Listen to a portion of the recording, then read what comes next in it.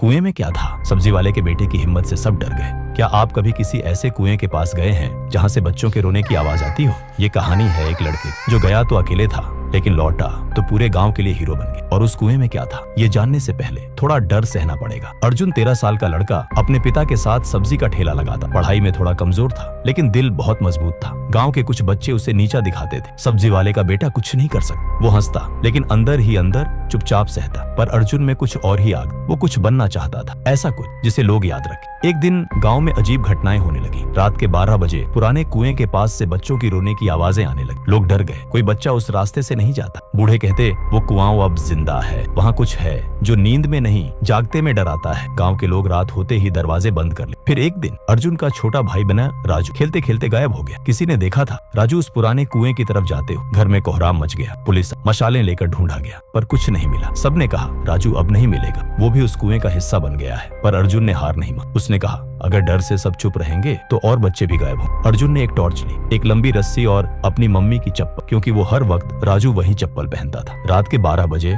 वो अकेले चला गया उस रास्ते पर। हवा एकदम थम गई थी और जब वो कुएं के पास पहुंचा, उसकी टॉर्च झपकने लगी। कुएं से किसी की फुसफुसाहट आ रही थी, मदद करो, मुझे बाहर निकालो।